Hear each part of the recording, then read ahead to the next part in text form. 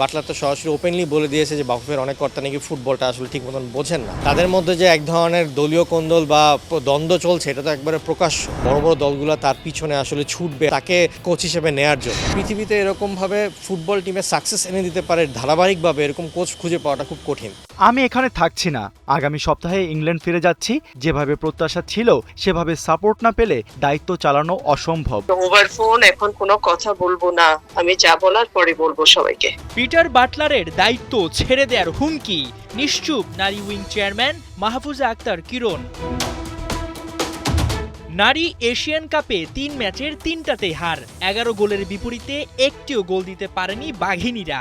এমনকি তুলনামূলক দুর্বল প্রতিপক্ষ উজবেকিস্তানের বিপক্ষেও ড্র পর্যন্ত করতে পারেনি আফিদা ঋতুপর্ণারা।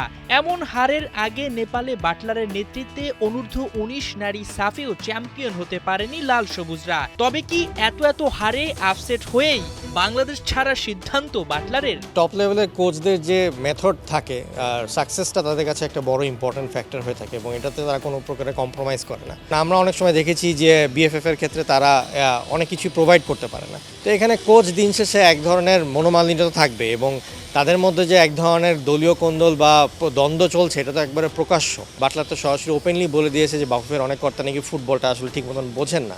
দীর্ঘদিন ধরেই বাফুফের সঙ্গে ব্যাটে বলে মিলছে না বাটলারের। ফেডারেশনের কাণ্ডে চরম বিরক্ত ইংলিশম্যান। এমন অবস্থায় অপর্যাপ্ত সুবিধা নিয়ে মেয়েদের এশিয়ান কাপের মতো বড় মঞ্চে খেলানো, নিঃসন্দেহে নিজের স্কিল প্রমাণের মোক্ষম সময়টা পেয়েছেন এখানে। তবে কি এশিয়ান কাপে হেরে সেফ এক্সিট নিচ্ছেন ইংলিশম্যান?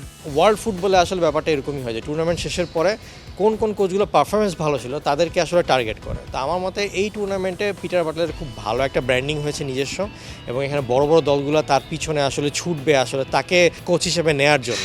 দেশের নারী ফুটবলের ইতিহাসে বাটলারকে সেরা কোচ বললে হয়তো ভুল বলা হবে না। সিনিয়র দলের পাশাপাশি জুনিয়রদের সাব জেতানো, আবার বয়সভিত্তিক দলের সঙ্গে আফিদা ঋতুপর্ণাদের এশিয়ান কাপে নেয়া, তাছাড়া র্যাঙ্কিংয়ে তো বড় উন্নতি আছেই। এমন কোচকে হাতছাড়া করা বাফুফের অতল সমুদ্রেই পড়া। পৃথিবীতে এরকমভাবে ফুটবল টিমে সাকসেস এনে দিতে পারে ধারাবাহিকভাবে এরকম কোচ খুঁজে পাওয়াটা খুব কঠিন। তো আমাদের হাতে যখন এরকম কোচ আছে, এরকমভাবে আমাদের তাকে আসলে রেখে দেওয়া উচিত যে কীভাবে তাকে সন্তুষ্ট করে আমরা রেখে দিয়ে আমরা আরও উন্নতি করতে পারি, যদি আমরা উন্নতিটা চিন্তা করি। বাংলাদেশের নারী ফুটবলাররা শুধু সিনিয়র টিমের এশিয়ান কাপ কনফার্ম করে ক্ষান্ত হননি, এই টুর্নামেন্টের অনূর্ধ্ব ২০ পর্যায়েও নাম লিখিয়েছে নিজেদের, যেটা মাঠে গড়াচ্ছে আগামী এপ্রিলে।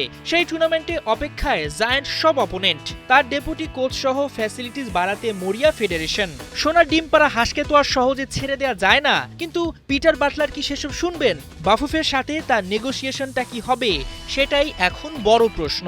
বাটলার যদি ব্যাক না করে তাহলে সেই ক্ষেত্রে আসলে কোচ কী হবে, এটা নিয়ে একটা ধোঁয়াশা সৃষ্টি হবে অবশ্যই, এবং সেই ক্ষেত্রে একটা বড় গ্যাপ তৈরি হবে। এখানে আমাদের অবশ্যই বাটলারকে কোচ রেখে তাকে নিয়ে প্ল্যানিংটা সাজানো উচিত, কারণ এই পুরো স্কোয়াডটা তারই সাজানো। এখন করে যদি নতুন কোনো কোচ আসে, তার যে ট্যাকটিক্স, তার যে মেথড, ওইভাবে আগাতে গেলে মানে প্লেয়ারদেরকে আবার নতুন করে অ্যাডাপ্ট করতে হবে, যেটা কিনা হাসান সজীব, ৭১। একটা বিশাল বড় সমস্যা হয়ে যাবে।